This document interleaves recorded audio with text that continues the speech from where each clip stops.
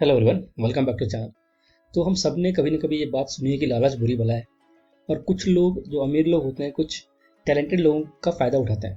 तो इसी दो प्रोवर्ब को सच करते हुए कंपनी आई थी। शार्क टैंक से नाम था गैविन पैरिस। तो ये जो कंपनी है basically street wear fashion brand है जो कपड़े बनाती है। और इनका सेल्स जो है बहुत अच्छा था। इनका सेल्स 1.7 करोड़ का था जस्ट 7 महीने में। और जो पूरा सेल था इनका, ये उनके अपने ही वेबसाइट के थ्रू आती थी। और जिनका मार्जिन है वो बहुत अच्छा है। बेसिकली इनका 60% ग्रॉस मार्जिन है और इनका नेट मार्जिन 18% का नेट मार्जिन है, जो कि बहुत ज़्यादा है। कंसिडरिंग द जो बेचते हैं वो 599 इनका सेलिंग प्राइस है। जिस प्रोडक्ट का इनका कॉस्ट ऑफ गुड्स 200 रुपये का है। तो बेस्ट क्वालिटी, जो क्वालिटी लोगों को पसंद आई, क्वालिटी बहुत अच्छा है, डिज़ाइन बहुत अच्छे हैं। इन सब के बावजूद जो प्राइस है वो 200 में ही इनका कॉस्ट ऑफ गुड्स है। बाकी जो इनका मार्केटिंग कॉस्ट वगैरह है और ग्रॉस मार्जिन का नेट मार्जिन जो है 18% का है। तो अगर सब कुछ अच्छा है तो हम क्यों बोल रहे हैं कि लालच बुरी बला है या फिर कोई एक इंसान का फ़ायदा उठा रहा है। तो बेसिकली कहानी ये है कि दो फाउंडर हैं, किशोर जयराम का, जो बेसिकली उनका एक ऑलरेडी एक यूनिट है उनकी सिस्टर का मैन्युफैक्चरिंग का।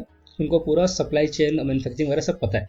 बेसिकली वो इन्वेस्टर ऐसा कह लीजिए आप, या फिर वो बैकएंड जो देखते हैं। और उनके साथ एक और को फाउंडर का नाम आशुतोष रॉय है, जो कि अराउंड 26 साल के हैं, थोड़े इनोसेंट्स हैं। तो हुआ क्या है कि इन किशोर साहब ने 50 लाख इन्वेस्ट किया है और बैकएंड देखते हैं। और जो आशुतोष रॉय हैं वो फ्रंट एंड देखते हैं, लाइक बेसिकली मार्केटिंग के अलावा जो रीच है, कस्टमर रीच है, वो सब कुछ देखते हैं। तो होता क्या है कि जो 1.7 करोड़ का जो सेल्स है, उनकी वेबसाइट पे हुआ मतलब डिजिटल मार्केटिंग बहुत तगड़ा है। तो अगर आप प्रोडक्ट बना भी लें, राइट, आपने एक बहुत अच्छा प्रोडक्ट बना लिया, नो डाउट 200 रुपये में बहुत अच्छी क्वालिटी बना ली, पर उसको बेचेंगे कैसे? अगर कस्टमर आएंगे कैसे? तो कस्टमर लाने का जो काम है वो आशुतोष रॉय का है। तो बेसिकली डिजिटल मार्केटिंग इस बंदे का इतना अच्छा है कि 7 महीने इन्होंने 1.5 करोड़ से ऊपर का सेल कर दिया डायरेक्टली अपने वेबसाइट से। यहाँ पे लोग करोड़ों खर्च करते हैं पर इतना रेवेन्यू ला नहीं पाते हैं, बड़े बड़े ब्रांड्स। जबकि इस अकेले बंदे ने पूरा काम कर दिया। तो ये बहुत ज़्यादा अप्रिशिएबल था। तो सबसे ज़्यादा अप्रिशिएट भी किया गया इस चीज़ को। पर जब ये मालूम चला कि भाई साहब ने 100% इक्विटी अपने पास रख लिया है और इस भाई साहब को रखा है कमीशन बेसिस पे, और इस बात को आशुतोष भी एग्री कर रहे थे कि हाँ, मैं कमीशन बेसिस पे अपनी मर्जी से काम कर रहा हूँ। तो ये बात जो है ना, कहीं ना कहीं ऐसा लगा कि आशुतोष का फायदा उठाया जा रहा है। आशुतोष को हमने ये सजेस्ट किया अपने हक के लिए खड़े हो, क्योंकि अगर आप इससे हट जाओगे, आप अगर मार्केटिंग नहीं करोगे, तो किशोर भाई साहब प्रोडक्ट बना के भी क्या करेंगे, बेचेंगे किसको? और वो धरे के धरे रह जाएंगे उनकी फैक्ट्रीज में, पर खरीदने वाला कोई होगा नहीं। तब जबकि आप दोनों आदमी एक इंपॉर्टेंट पार्ट प्ले कर रहे हो, जो कि वो मैन्युफैक्चरिंग देख रहे हैं, इंडस्ट्री देख रहे हैं, इन्वेस्टर देख रहे हैं आपको, कि आपके चलते प्रोडक्ट बिक रहा है, सब कुछ हो रहा है, आप मार्केटिंग देख रहे हो, रीच आउट देख रहे हो। तो इक्विटी नॉर्मली 50-50 होनी चाहिए। पर फिर भी जो कि इन्होंने इन्वेस्टमेंट ज़्यादा किया है, तो फिर भी विनीता मैम का जो ऑफर था कंडीशनल था कि आप 40% आशुतोष को दे दीजिए और बाकी 60% आप रखिए, तब जाके थोड़ा फिर भी सेंस बनता है। पर इनका ये था कि बोले 90% मैं रखूंगा, 10% ही इसको दूंगा। आशुतोष बात को एग्री कर रहे थे। उनका आपस का बात क्या है, पीछे रीजन क्या है, ये तो नहीं बता सकते। पर बेसिकली आशुतोष भी एग्री कर रहे थे कि हाँ, मैं 10% खुश रहूंगा, क्योंकि आइडियली नहीं होता है। एक बंदा जो कि एक्चुअली बिजनेस वही चला रहा है, नो डाउट, ऐसा नहीं कि आशुतोष कुछ नहीं कर रहे हैं।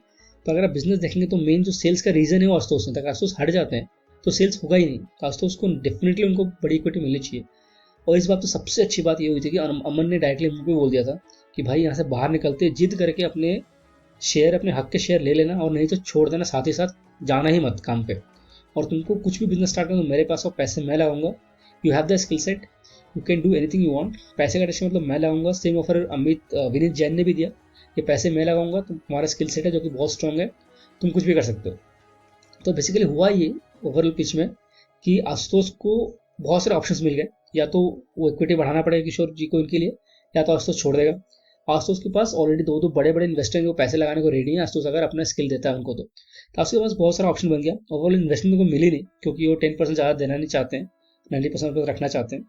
एपिसोड से हमें यही सीखने को मिलता है हमको कि बेसिकली अगर आपको दूसरे की, अपने को फाउंडर की, या जो भी आपका पार्टनर है उसका, एक है, दो है, तीन है, जो भी उनका जो रोल है, जो प्रोवाइड करें वैल्यू, उसके वैल्यू के अगेंस्ट जो उनकी मेहनत का जो फल बनता है, इक्विटी बनता है या फिर सैलरी बनता है, उनको देना चाहिए।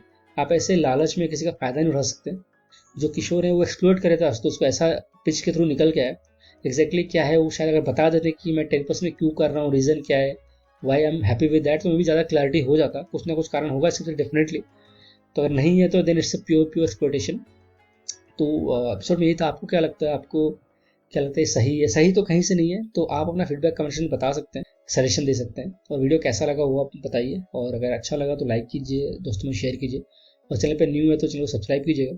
नया चैनल सपोर्ट बहुत ज़रूरी है। तो अगर आपका सब्सक्राइब जो होता है कॉन्फिडेंस बिल्ड करने में हेल्प करता है मुझे एक नया वीडियो बनाने में। तो thank you so much for watching. Stay happy, stay safe.